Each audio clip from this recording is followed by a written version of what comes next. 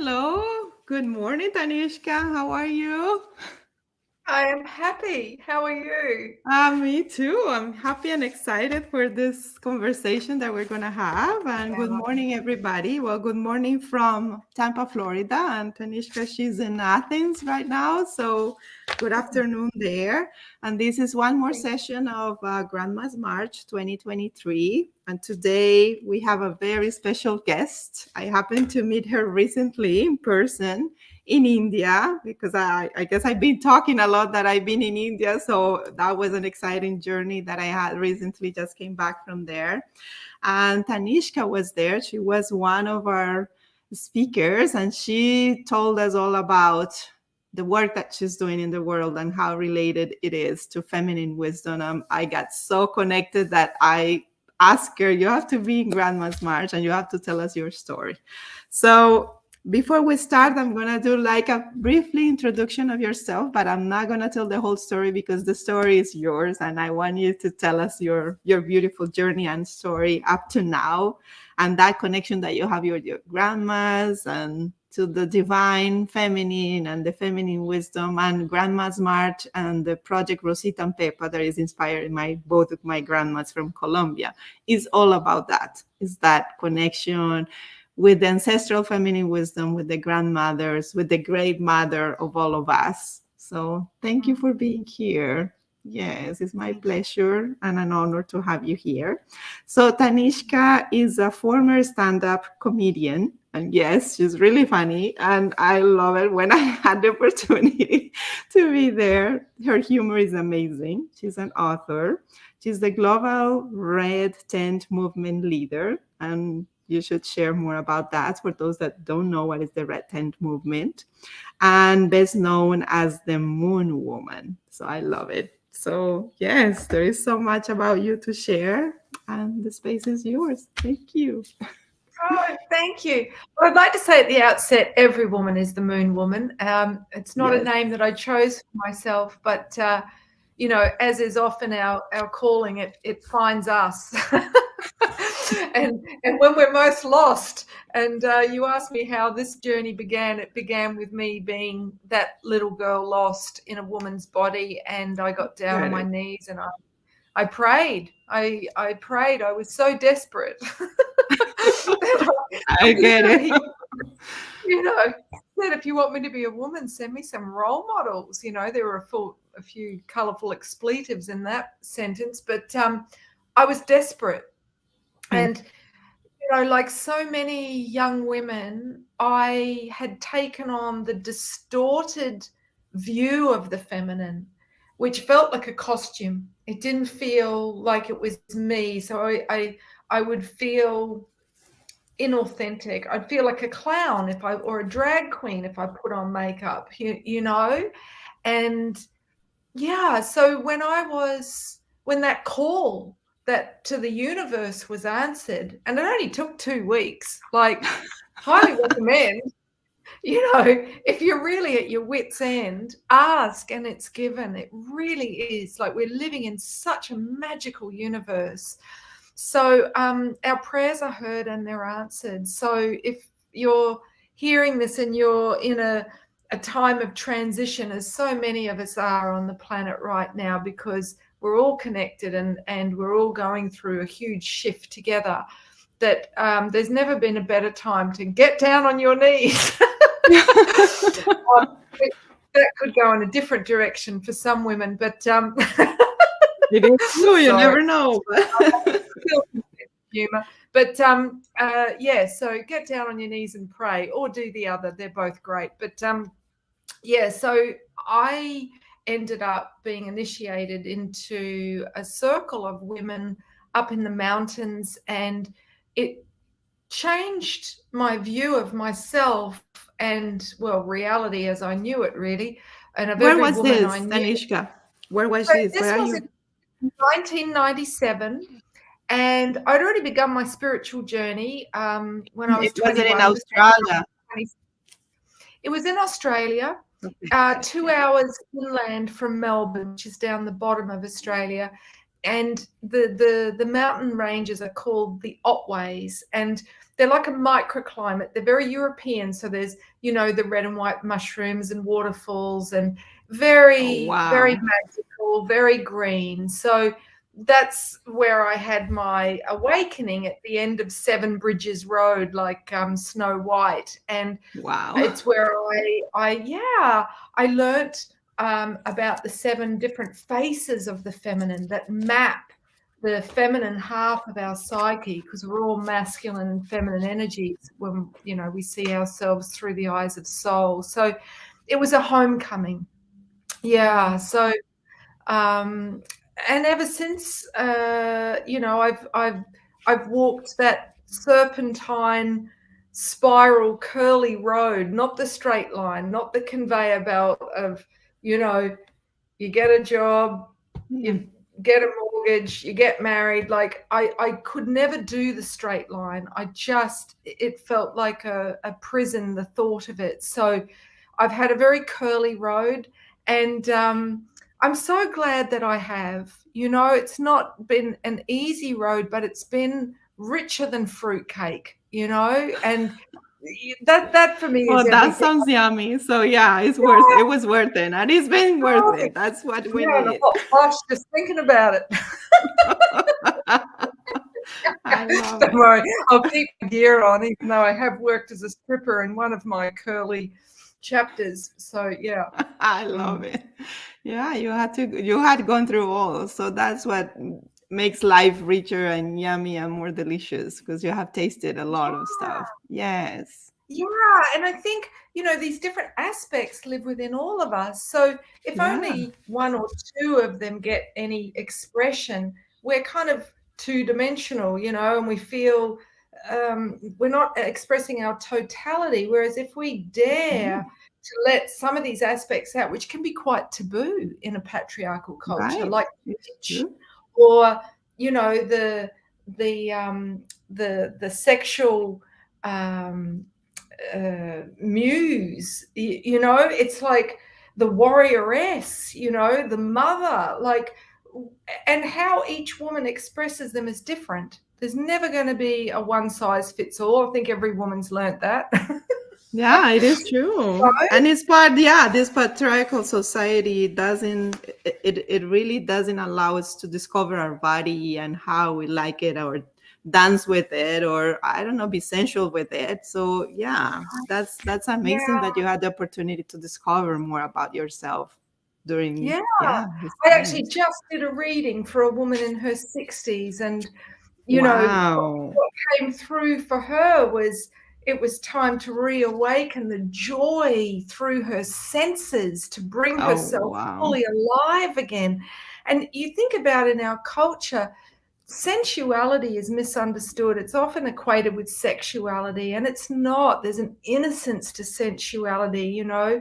You look at a 3-year-old and they're so sensual, which is I why know. they can be at risk in a predatory culture. But Right. sensuality is the juice of Yes. of living. You know, in Tantra, it's called soma, that essence of pleasure that we extract from, you know, our sensate awareness. So, you know, if you're listening to this and you're feeling a bit like a dry husk, you know, it's like, yeah, like fill your cup with the senses, you know, whether Yes. it's trying a fruit that you haven't had before, or traveling to an exotic culture and feasting your eyes upon great beauty, or building a fire, you know, or feeling the crisp wind on your face, Hmm. walking in the mountains, you know, but just, yeah, we're living in boxes, you know, plugged into machines, and we are not to become one with the machine. That's not our destiny. It's to become one with the garden of Right. Eden, that is our mother, that we are part of. Yes, Yeah. and you're talking about that connection even with the not only with our body but with the elements, with nature, and we're living in boxes and we don't even touch that. We don't go outside. We don't touch the fire. We don't make I don't know, make love with water or have a relationship with water. And yeah, that's what is missing. And you know, the theme of this year is awakening our divine potential through stories, rituals, and rituals meaning connection to those elements and nature and love. So I love what you're bringing here because it is all related. You had to be here today. Oh, likewise, like I remember when Women Who Run with the Wolves by Clarissa Pinkola Yes. Estes found us. I mean, that is like a feminine Bible, that book, or Barbara Walker's feminist fairy tales, her, the reclamation of our stories that were hijacked by patriarchal writers like Hans Christian Andersen. And I love audiobooks. For me, listening to the medicine parables, the stories of ancient folk tales of women's wisdom, they heal our psyche. And I'm working with those. I'm running retreats around the world, and it's through the medicine of storytelling that we're healing those core wounds. And so, as children, we just love a story, whether that's our teacher calling us to come and sit cross-legged on the mat and hear a story, or whether that's snuggling with a parent and being read a story, and with screens, often everything is told to us, so we don't get to visualize it. We don't get to take that journey within into the imagination. And, when I did children's parties years ago, I used to say to the kids, we used to take a pledge, I of the Magi nation, the Magis being the sacred wizards, I love and it. yeah, it's like, so we'd make our wish, we'd hold our fairy dust up, and it's like people are starved of magic. They're They are. starved of the mystic, which is the gifts of the feminine, which can only be found by going within, turning within. And yeah, a good story is part of that, to be able to imagine the inner world. Yeah, so I've used stories a lot in my first book. The Inner Goddess Makeover, I share the myths of those 7 feminine goddesses that together open the gates for our feminine Shakti, our feminine essence, to awaken and rise. So yeah, get me started on stories, and on ritual. My God. Sorry, I could talk I about love it. this. Oh, yes, I know that. And that's Really, amazing. And maybe what about tell us a story? Because you were talking about that journey coming from Australia when you were a little kid. What was your connection to your grandmothers? And then it's like, okay, that started back there, and how that connects us to our feminine essence. Yeah, Yeah. sometimes we forget about those beautiful stories. So I love that you're honoring the grandmothers by speaking their names and asking for their stories. So my nana, my mum's mum, her name was Willa, Oh. which, yeah. And she's one of my guides now, as is so often the case with our grandmothers. And I remember once I was doing a walking meditation with my finger, using a finger labyrinth. So as I traced the labyrinth with my eyes closed, I was taken within a pyramid, and in the center was my nana. And it was like, oh, she's a big kahuna. But the thing that was most precious to me about my nana was she was a sensual woman. I mean, she was a big woman. Wow. She used to recall a time when I was watching her. She had a big pink powder puff, and she'd pat her body with this powder. And I remember thinking as a kid, I didn't like how she smelt before she'd had her shower and done her bathing ritual of the morning, but I loved how she smelt afterwards. And apparently I was about 3, looking from behind at her, and I said, Nana, you look like an elephant. And of course, bless her, she just laughed and embraced me. I love her. Right? Truth of children. But she grew up in a German bakehouse, And her surname, Honig, means honey. And anyone who's walked the path of priestess knows that bees are sacred to the goddess. So it's very symbolic that the population of bees diminished as we got to the end game of patriarchy, and Yes. they're essential for the fertility of the land. And if we negate the feminine, we lose fertility, both in our women and in the land and in our brothers. So she used to bake. Food was a love language for her, and it is for me. It is for my son as well. So, she would bake for weeks before we'd go and visit her when we lived in New Zealand, because my mum is a Kiwi. And so it was kind of like visiting Willy Wonka, I love it. right? The tins were full, with slices and cakes and biscuits and brandy snaps. And, it was so. That's her legacy to me. There's nothing I enjoy greater than a shared table with good friends, with good folk, enjoying. And I murmur when I eat, it's like sex. I can't be quiet.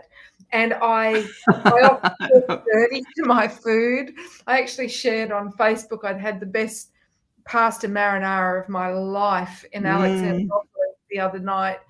And I have been vegetarian, she says, after scoffing down a marinara pasta, thanks to India.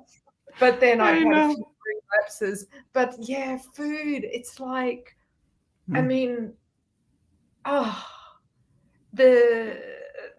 bless everything I eat. I don't ever take it for granted. I've been a sole parent. I've had $20 to buy the week's groceries. Like, I don't take food for granted. I don't waste food. If I have leftovers, I'll share it with the homeless or with animals. Like, it is the body of the mother, and so that's kind of the legacy of my Nana. But I do remember singing Bibbidi Bobbidi Boo with her, which was the song of the fairy godmother in the Walt Disney version of Cinderella. And she would play it as a little mini record, and Tinkerbell would ding and we'd turn the page. And she loved to sing along, and singing for me, that's how I used to express my prayers as a child. I would sing to the moon, and it's how I self-soothed. And I still do. I remember I had a singing teacher, and she said, you can't be unhappy while you're singing. So that's, if my heart is feeling a bit tender, I will sing. And that's another legacy of my Nana. She'd gather us around the piano, and she had a full bosom and a loud voice, and my mother would play the piano. Mum's quite shy and very sort of introspective and sensitive. And so my Nana was a bit more like me. She was a bit more extroverted, and she got me, that was the big thing. I felt so fiercely seen and fiercely loved, more loved by her than perhaps anyone I've ever experienced. And that is the gift, to feel seen in that gaze. No child ever forgets that. And it's a gift that we carry for the rest of our lives, to know we are that fiercely loved. And my own child didn't have a close relationship with their grandparents. So we had women that played the role of that, and I'd like to acknowledge my friend Annie, who has been a nana to my child, so they don't have to be a biological grandparent. They don't have to. Yeah. And in Indigenous tribes, every woman over a certain age had the title of grandmother. And I think it's important that we honour, they are all grandmothers, women that have nurtured communities, that have, been weavers of community, holders of the collective wisdom and the cauldron of nurturance that it takes to preserve life, to nurture life, whether it's looking after, the woman I just read for, she's run a soup kitchen for 6 years, and she was telling me whenever they put ABBA on, everyone put things down and danced, and I love that about women, that they'll come together, and it's like the girl comes out, when women come together. It doesn't matter how old we are, we belly laugh, and we share so transparently about all of our ridiculous moments and choices and errors in judgment, and the belly laugh that comes from that, and that's what I love most about the Red Tent, as a community practice, which, the women that have sat with me in circle, there are no words, I love them all. Yeah, and I really feel that's how we're healing the global Yes. sisterhood, coming together in circle.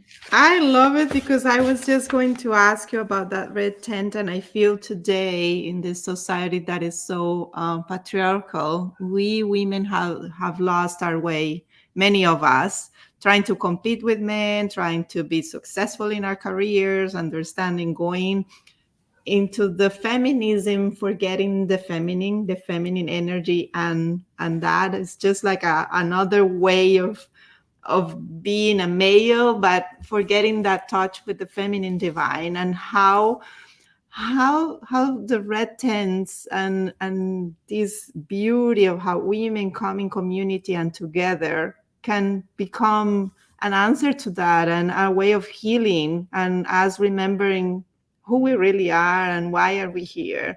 So we'll talk about more about that red tent. What does it mean? Where does it come from, for those that don't know? And how can we practice that? Because that is so beautiful and it's so needed in this society. Yeah, look, I mean, I speak about it flippantly, like, oh, the red tent, like people are probably listening and saying, what's she talking about, camping? What is that? Yeah, it's camping or what? I love it, yes. Sounds interesting. Yeah, look, so for those that have no idea what the hell red tent is, in a nutshell, it's women coming together to support each other through what is the darkest, most challenging time of the month, because all women are governed by the moon. So that's what makes us women. There's a lot of confusion around gender at the moment. And if you're born with a womb, you're a woman. It's that simple. Mm-hmm. Yeah. Mm-hmm. And to have a womb means that you have a monthly cycle. So like a Ferris wheel, you have 2 weeks of going up and then 2 weeks of going down. So the red tent or moon lodge was in every Indigenous tradition. So all of our ancestral women did it. Doesn't matter where we hailed from, right? When people before the age of empires lived in alignment with the cycles, on the understanding that the only thing that truly governs us are the natural cycles. These are the quantum physics of the universe. Yeah.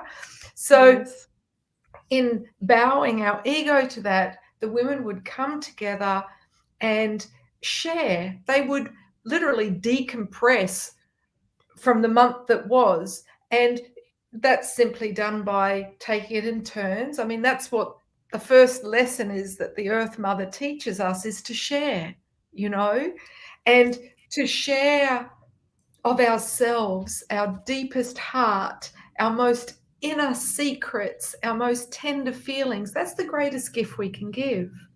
Yeah. So to create a space that is safe for that, where you're not going to be shamed, you're not going to be judged, you're not going to be rejected or ostracized. It doesn't matter what comes out of your mouth. We are going to hold that space for you with reverence. Yeah. With love. Yeah. And to be sat looking at women of all different generations, yeah, and in today's world, all different cultures, yeah, seeing the beauty of the feminine in all colors and all shapes, and because we're all like a different urn, a different pot, a different jug, a different shape, and this is where we fall in love with the feminine. Yeah, where we see it reflected back, and we see our struggles and our challenges, and we see our deep vulnerabilities and our wounds, and we see our strengths and our resilience, and we see our gifts and our wisdom. So this is how we go, oh, that's what it is to be a woman. Oh, it takes a village, like the African Mhm. proverb, it takes a village to raise a child. It takes a village to do anything, let's be honest. It takes a village to heal our womanhood and to understand what it is to be woman. And without this social tradition of the women gathering every month from the time you start cycling with the moon, okay, when you get called to initiation by grandmother moon. Yeah, we have the earth mother and we have grandmother moon.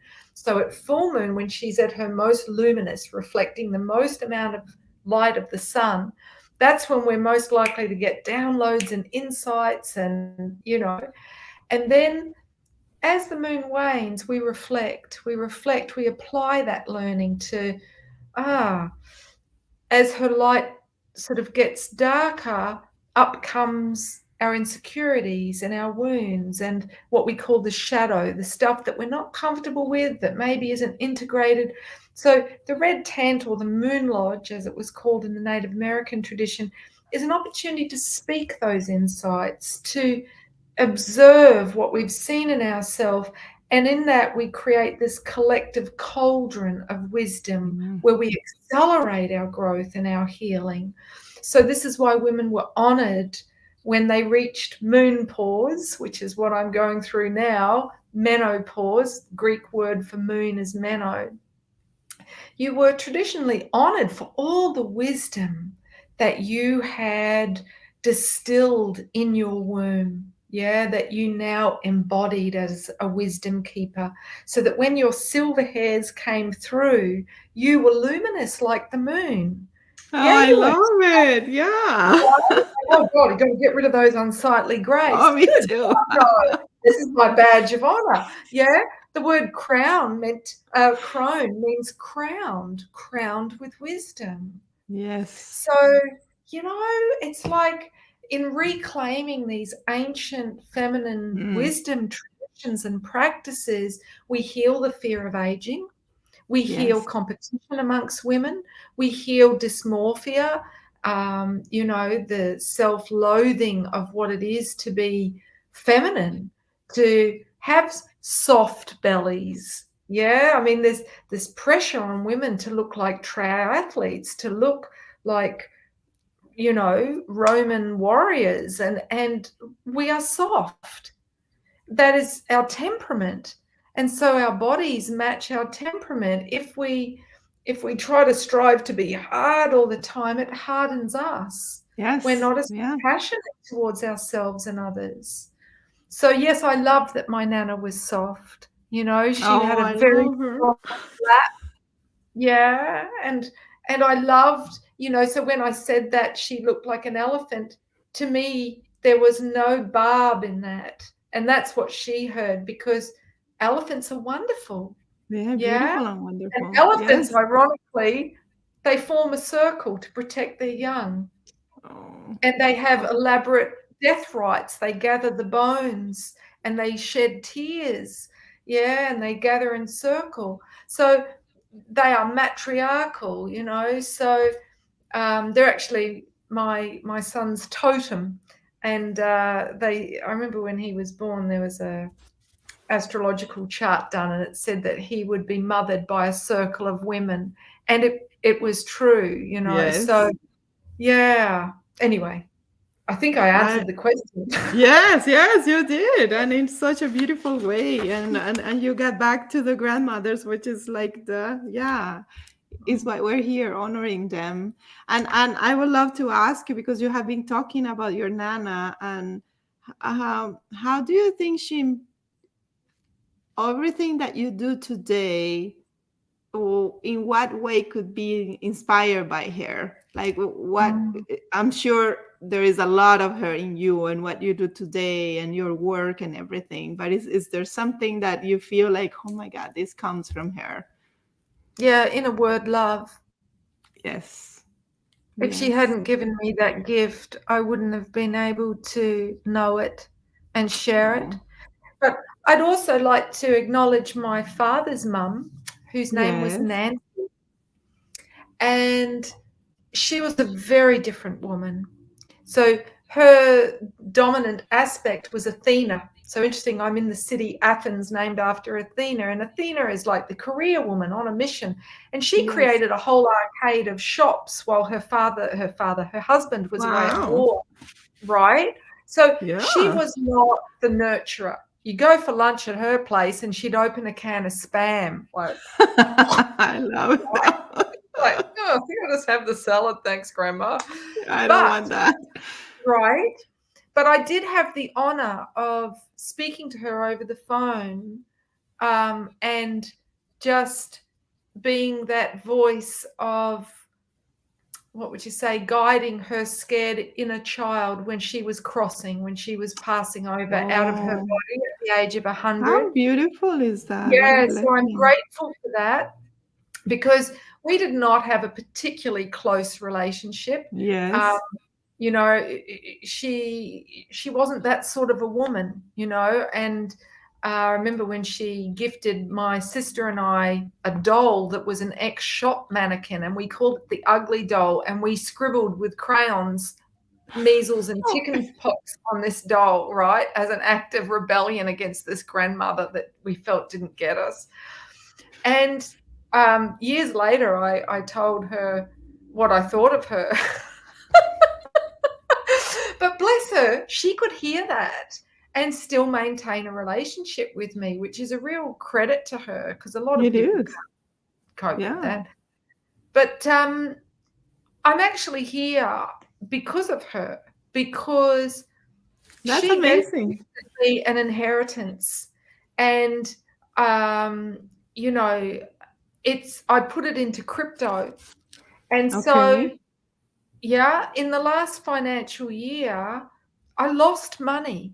So if it hadn't been for her giving me that buffer, that financial cushion, that, now it's enabling me to travel the world doing free events to help heal the sisterhood and the brotherhood, So I really want to honor her as well. It was Yes. a different gift that she's given me, and she did inspire me as a woman that could take care of herself. I mean, she went to Alaska on her own when she was in her 80s. She got a speeding Wow. ticket when she was in her 80s. Well, Like, that takes a lot of courage. So that's an right? inspiration there. Yeah. Yes.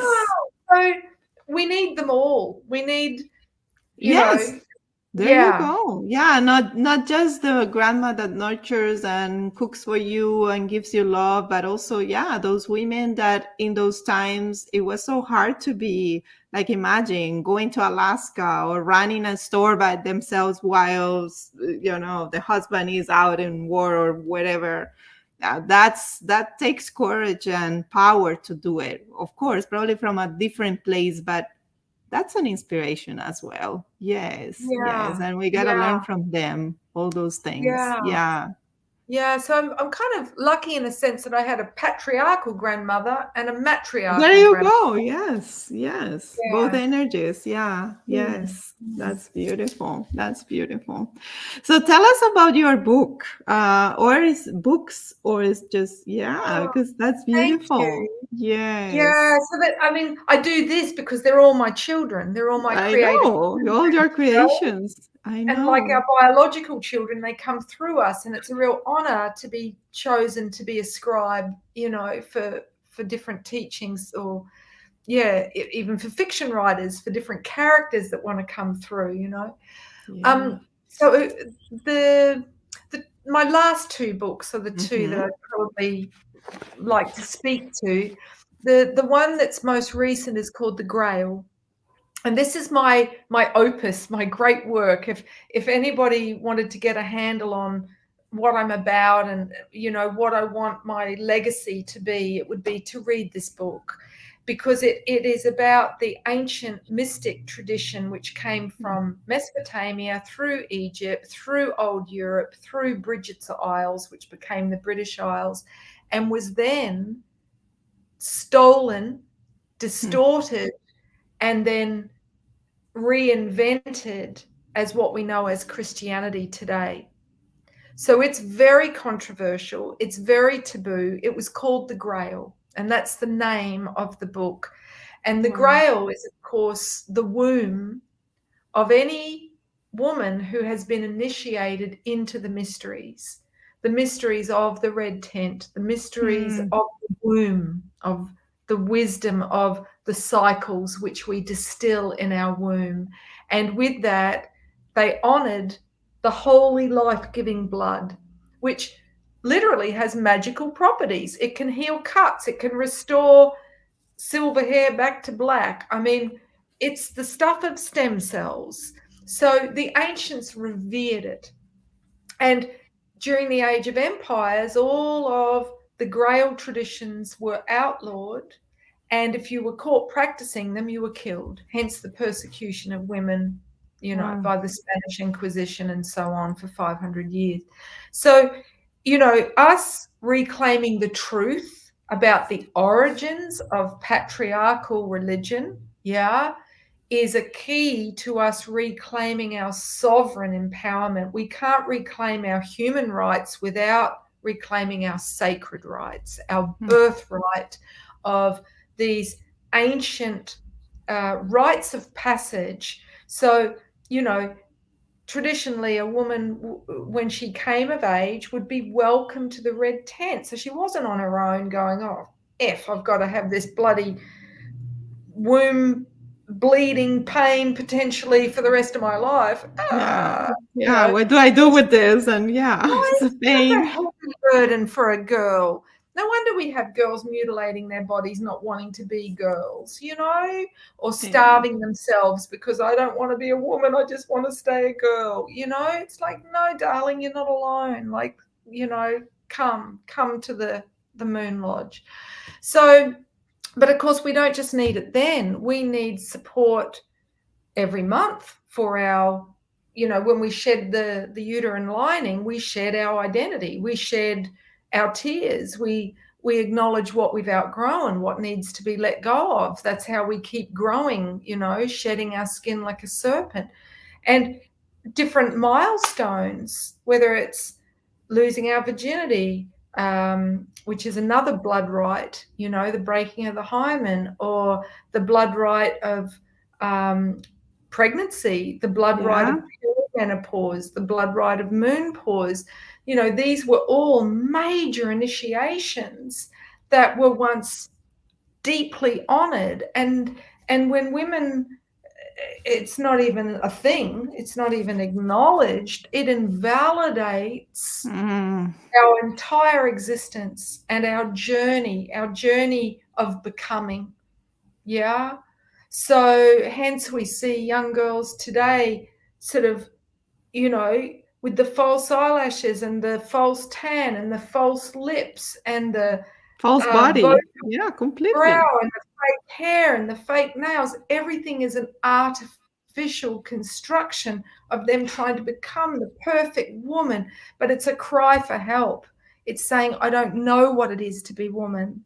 Not at all, because all this is costumes. All this is something you're putting in, to hide your own femininity and your own body. And we have twice as many girls transitioning to become boys as we do boys transitioning.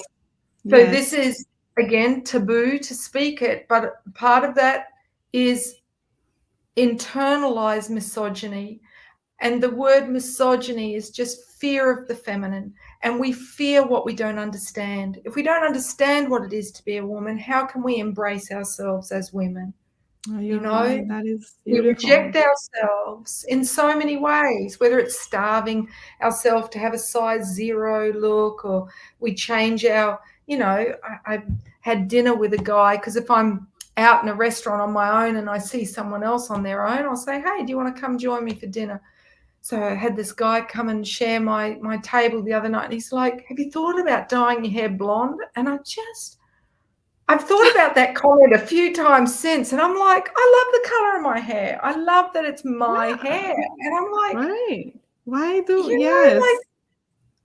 the conditioning that's so anchored that the perfect woman looks like Barbie, you know? It's like, Yeah, from the media, from men. And I come from Colombia in South America, and that is so embedded in the culture when I was growing up, and still is right there now. Like, even the mom and dad will when you will come 16, or will offer you, if you want, to put your breast, like do surgery in your breast because you will look beautiful. Like, yeah, like mom and dad paying you for that. And my dad would, to a point, that offer me, you want to say, no, give me the money, I want to travel.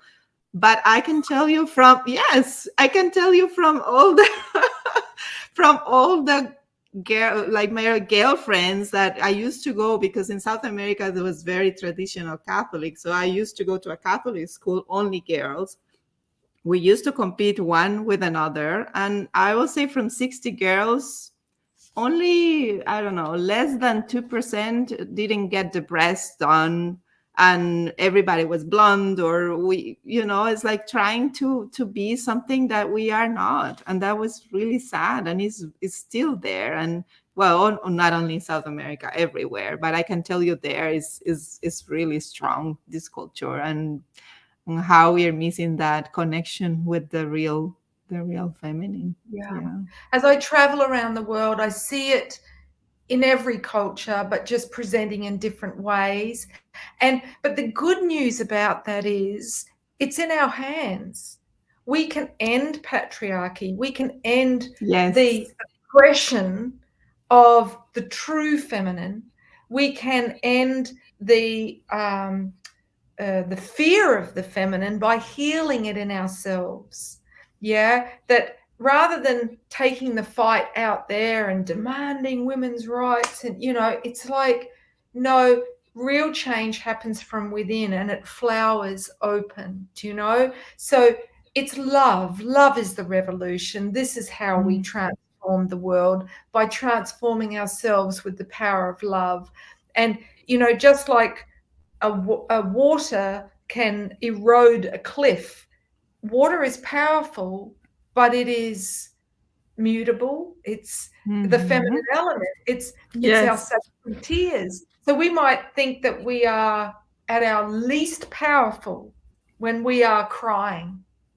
But like a waterfall, if you've ever, stood in awe at the power of a waterfall, to allow the dam to break, for the heart to be free to express without inhibition, the depth of feeling is a moment to be absolutely revered. So for us to learn to have dignity for our emotions, whereas so many spiritual traditions shame emotions, even Buddhism, Yes. it's like, oh no, that's a sign of, you've lost your Zen moment, and it's like, no, Zen is about accepting everything is the divine, Yeah. Yeah. everything, and Yes. being grateful for all of it, blessing it all. And that's, at the end of the Piscean age, we are coming full circle. So we have to bless not just the sun and what we think are the great moments, but we must bless the darkness, i.e., the times of depression, and Yes. even the heinous things that are happening in our world, because they're waking us up to the Hmm. madness of what life on earth has become. We have to bless it all if we're going to heal it. We can't Yes. stand in judgment. That doesn't serve anything. Yeah, we can't be whipping ourselves with guilt, because that just disempowers us to a point of inaction. Yeah, we have to love thy enemy, love thy brother. Yeah. And just in saying that, Christianity kind of is a Xerox of something that happened previously, I want to acknowledge that I bow to Yeshua, who the Greeks renamed Jesus. He was a great avatar, as has been many of the teachers, Muhammad, Babaji. It's like, we don't need to compare compete as to who had the best No, version. there's You space know? for everybody. Yeah. Yes, yes. So, you know, we're living in very exciting times, and I know a lot of people are, Yeah. you know, afraid and in a state of contraction after the last 3 years. But this is what's going to set us free. These chaos times that we're now moving into, chaos being the principle of the feminine. Yeah, the masculine wants everything to be It's true. controlled, safe, secure. So we know that the masculine's dominating us if that's what our, you know, what we're trying to hold Controlling everything us. together. Yeah. But as soon as we let the feminine out, the cat out of the bag, guess what? We take a risk. We take a leap of faith. We follow our heart. We speak our heart, you know. So, and then life gets really interesting, you know. Right. That needs to happen. Something needs to change. We cannot remain this way. I love it. Yeah. That is. So, yeah, whatever we're most afraid of, it's time to do it. Mm, That's yeah. activism. Yeah, doing the thing that gives us the most amount of thrill, you know. And for me at the moment, it's traveling, you know, which is helping to fulfill the whirling rainbow prophecy, people of all colors and creeds circling the globe, because that creates a vortex. Yeah, it means that we're seeing life through our own eyes, not the television, not social media, but we can make up our own mind about what life looks like, and you know what I mean, rather than being told what to think, you know. So I'm loving meeting the global family at the moment. Yeah.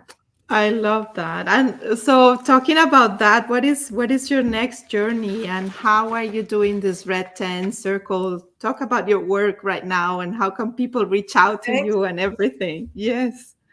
Cool. Okay, so tomorrow night I fly to Morocco. So I've been Oh in wow. Greece for a month, and I've been doing sacred ceremonies on Crete and in Samothraki, both very holy isles. And I'll be back here to do a red tent women's retreat Oh, later in the delicious. year.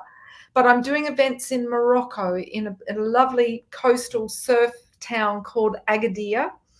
And we're doing a red tent retreat there, a 3-day women's deep dive Oh wow. transformational journey for women of all ages. So if Morocco's been on your bucket list, as it has for me, first time, then come. It's the 23rd to the 25th of April. April. Wow. Um, Okay. Yeah, but I'm also doing free events, a sisterhood circle, a brotherhood circle, a full moon ceremony to raise the serpents of light, i.e. the dragon lines of kundalini, of life force, to help heal and awaken the world's soul, as well as a couple of presentations. So this is part of a tour I'm doing called the Whirling Rainbow Tour. It's got a website, whirlingrainbowtour.com. People can check it out and offer to host me. So I'll come if people will accommodate me and feed me and promote my events and find a venue, I'll come. So I love after it. Morocco, I'll just pull up the itinerary actually. Here it is. Yeah, so after Morocco, I go to Portugal and do Okay. events there. Yeah, and then Lebanon, it looks like, after a meeting today. Then the UK, so I'll be doing the Red Tent Retreat in the UK and probably the Red Tent Retreat in Lebanon. And then hopefully back to Portugal to do events in August. And then it's looking like there might be a red tent retreat and events back in Greece, in Crete, for mid-August to mid-September. Then I go to Ireland in September and October, and I'll be doing a red tent retreat there. And today we had a meeting to discuss the possibility of a pilgrimage and red tent retreat in Egypt, which... Oh wow. That Yeah. sounds like heaven. Yeah. And I then love it. maybe Nigeria for Christmas. So Oh maybe... wow. Yeah, so Oh the my best way God. to stay in touch about where I'll be Yes. and how people can come and join me is on my homepage, the Demo moonwoman.com. woman. I'm Okay. listing the calendar of events, so yeah, you can jump on there. And I've also got a red tent course for people that want to learn how to facilitate and see the red Yes. tent. Okay. Yeah, Where do you do that? So how that is possible? Yeah. So on my website, Okay. themoonwoman.com, if they click on online resources and they see Red Tent Women's Circle, there's a page to sign up for the online course, and it's a very comprehensive 7-week training course which teaches you everything you need to know to be a group facilitator. And yeah, we're offering a 10% Yes. discount for people watching this interview, which expires the end of April. So there's a code there, Wisdom Talk, if you put that in. Yeah, go ahead and use that wisdom top code, and yeah, follow Tanishka in her amazing journey. It's like I want to follow you and go to every country and participate in those red tents. I would imagine that would be amazing. Oh wow. Yeah, well, I'm Is filming videos wherever I go as well. So yeah. What were Oh, you going to say, beautiful. Monica? Yes, I was just gonna ask you if there is anything online, if people want to do is that, do you do any virtual retreats or anything online that if they don't have the possibility to be in these places? Good question. Look, I do have a heap of online content, from video masterclasses, meditations, and then, short courses Perfect. and Perfect. facilitator trainings. So people can find all of those at themoonwoman.com. Okay.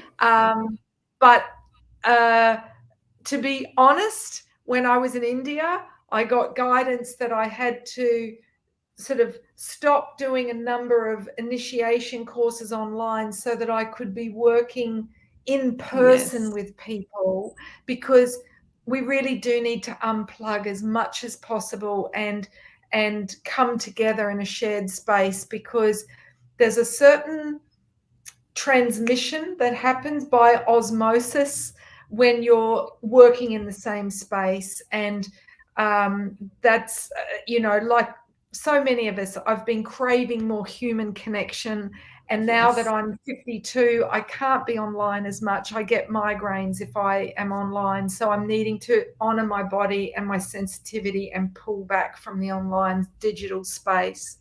I love it. And that makes so much sense. That's what we all need. We really need this personal connection. And it's good that you have those offerings online if somebody wants to know about your work, or, get to read something or buy some type of training or something. But if they want to be with you, it's really nothing like to be in person and with that connection. So I love that you're investing in that.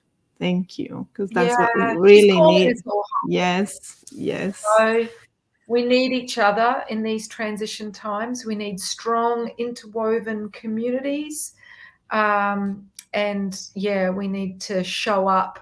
And look, Circle, if you haven't done Circle as a practice, I kind of joke and say, look, you can think you've got it all together if you do yoga and meditation and live alone with your cat, but go home for Christmas and you'll soon find out just, how much healing there still is to do. So it's in groups that our wound gets triggered, but it's also in groups that we have the opportunity to heal on a deeper level. So for those that have done, some one-on-one work, whether it's healings, readings, counseling, they are ready for Circle, so yeah, if you're ready to sit in that centrifugal vortex of transformation, then please come, because that's my greatest joy, to midwife people through deep change. I love that. And to my experience with that, all you need is to show up. It's like, it's that fear of, oh my God, what I'm gonna say, I don't know, I have not studied, I don't. It's just show up and like with an open heart, and you will receive what is needed. Yes. 100%, because the Yes. true power of feminine is surrendering.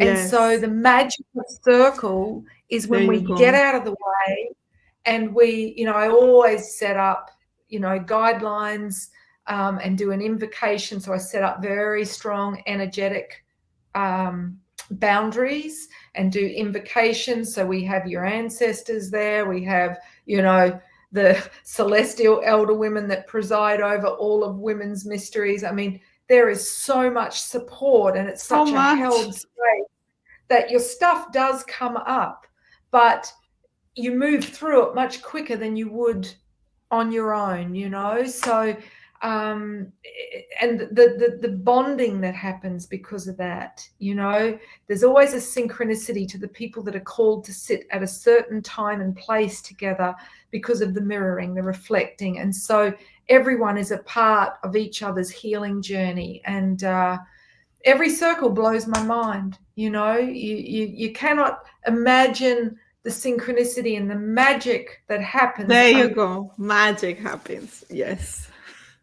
Yeah.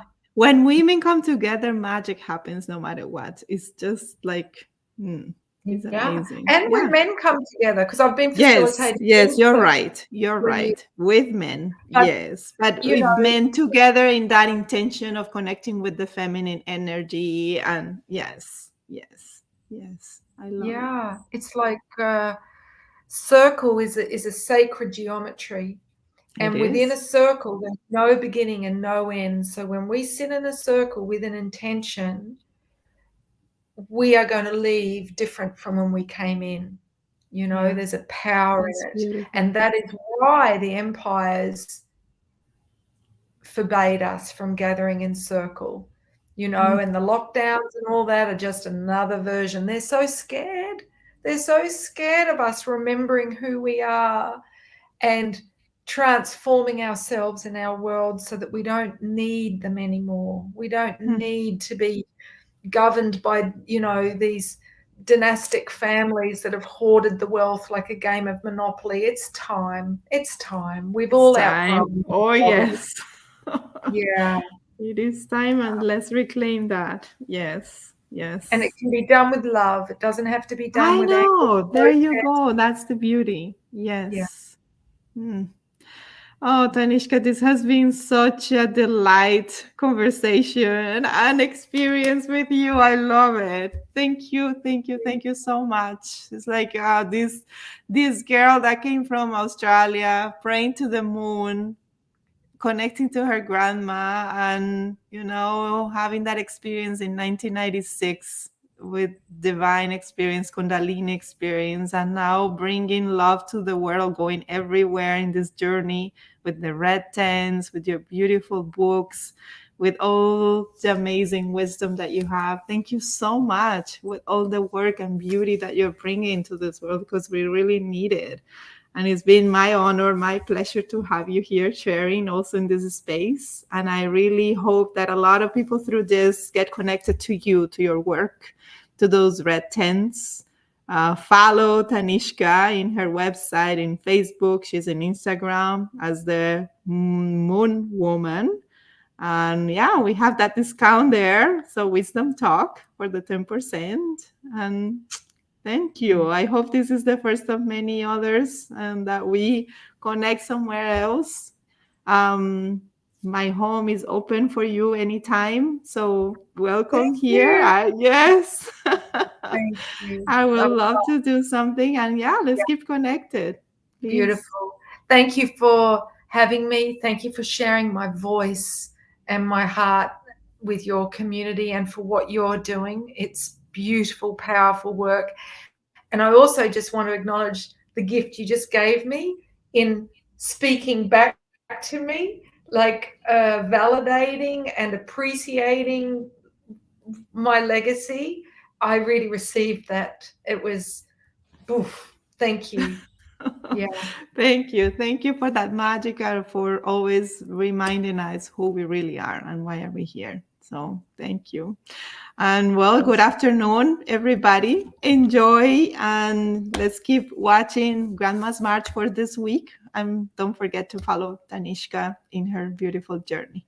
And please remain connected after the broadcast as we talk. Okay. Bye-bye. Thank you.